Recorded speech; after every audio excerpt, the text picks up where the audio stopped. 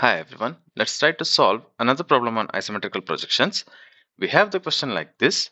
A frustum of cone base diameter 50 mm, top diameter 25 mm and height 50 mm is placed centrally on a cylindrical slab of diameter 100 mm and thickness 30 mm.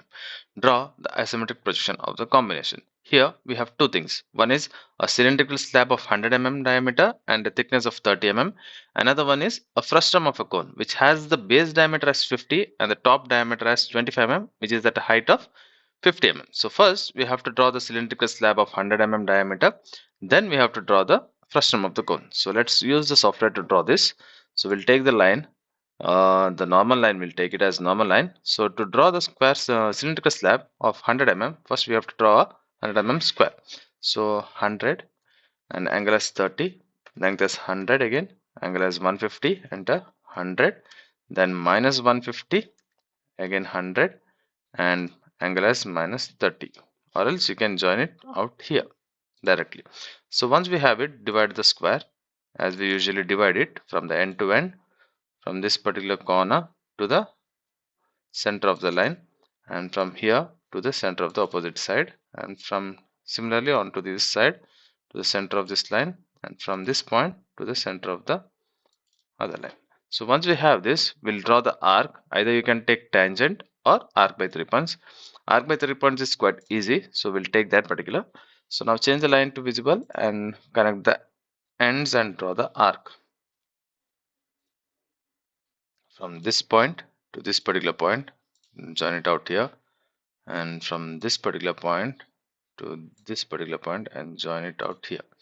So once we have this, so we'll make a copy of it. So let's move it down aside so that we have a relevant space, and we'll move it out here. So I'll keep it this here. Okay.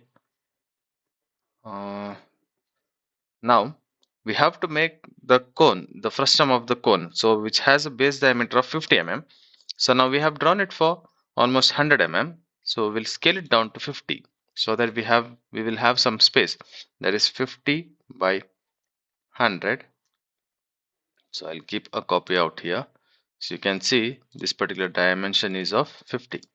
Now again I will create another copy of the first thing that we have drawn. I'll create it out here and I will place it here. Now here we have the thickness, that is the cylindrical slab has a thickness of 30 mm. So let's try to draw that 30 mm from here. 30, enter and place it out here. I have drawn it using the visible line so that we can differentiate or we can understand it easily. So now we'll select the circular slab and we'll move it from the end of this particular line to this particular line. So now we have this particular cylindrical slab been done. So I'll place it here at the center itself. We'll place it at the center. Now we'll change this particular line to, you can change, or else you can delete it out, or else you can delete the lines that are not required. Trim the lines first. Before trimming the lines, undo it. So join this particular from this particular center to the center of this arc using the visible line till here.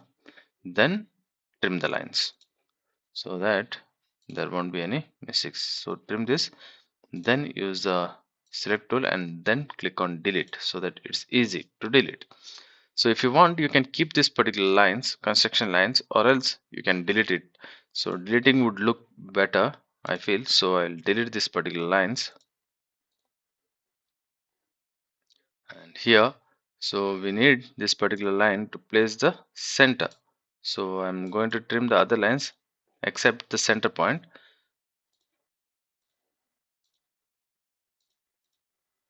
So you can delete these lines also. Just keep the outer surface and this particular line which passes from the center. So you can see this line is exactly at the center. So after that we have this particular frustum of a cone. So I have this particular cone base diameter of 50 mm. So we have to create another copy. So we'll create another copy and we'll scale it down to 25 mm. So for that we have to write it as 25 divided by 50, the scale factor. So here we have the scale down dimension. So after this we have to specify the height.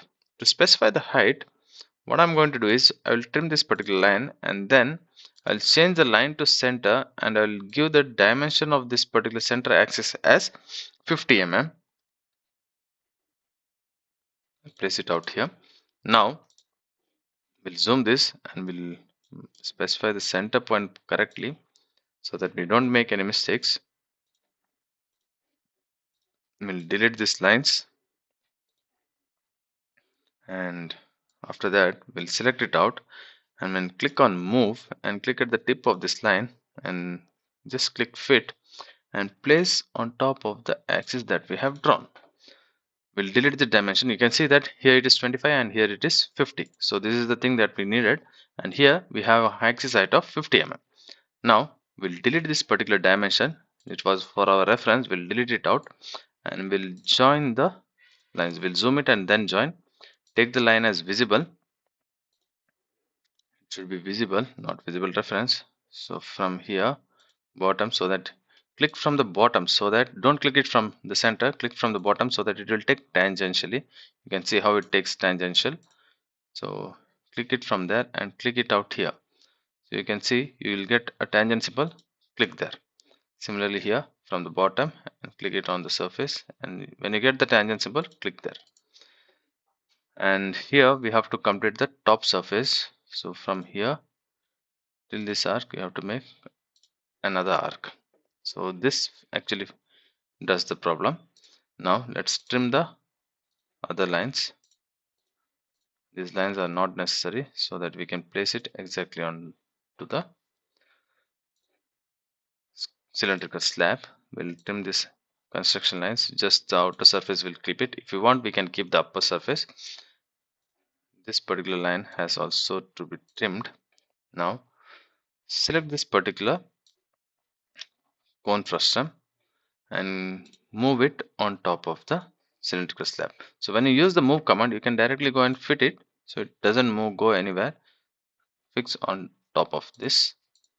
Now this particular thing has been done till here. Now we have few more things to complete. Use the arc by 3 points. Now connect this particular end of this particular arcs and make it tangential. Should not touch the line when you draw the arc. So if it touches, it doesn't get placed. So now trim the lines which are inside, and here this completes the problem. If you want, you can trim the lines. You can delete the lines if you need. You can see here,